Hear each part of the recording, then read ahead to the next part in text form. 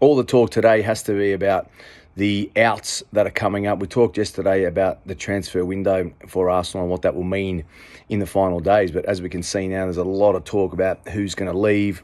Big discussion now about the fact that it looks like Kieran Tierney's leaving. I don't like it. I don't know. I mean, unless they're going to really push the players as hard as possible in the back end of the season through Christmas with the Champions League, and no one's going to get a rest. I think he's a perfect, natural left back to keep there, because what are we going to do all season? Play with no natural left back, or Kivior switched over there, Gabriel, perhaps moving over. I don't know what the plan is there. And don't get me wrong, I know we have Zinchenko. I haven't forgotten about Zinchenko, but he's just injury prone, that's all. And that's something that, really bothers me that little bit. So let's see how that all pans out for us. I mean, Balogun looks like he's gone, 40 million, 45 million to Monaco. I think that's good business. I'm disappointed that he hasn't been given a chance, but I do agree that it's good business. So I can't knock that.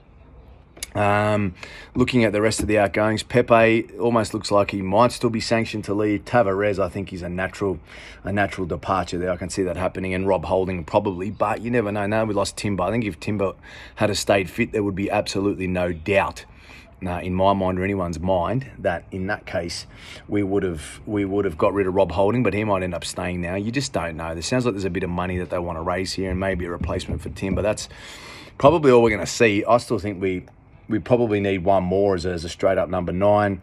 I don't think we would harm us having another midfielder. If Thomas is going to keep playing at right back, and that's the plan now, having someone else there as a number 9 is something that I see as quite important. But look, let's see what the wash-up is. The most important thing will be to get 3 points against Fulham now, and then I think it's Tuesday is the day, technically. Tuesday will be the technical day of the 31st, I think it is. So that'll be the end of it, and then we're in a position where that all washes up there in a good position. So let's see what the outcome is. I think it's all fascinating. It's all set up, which is really good.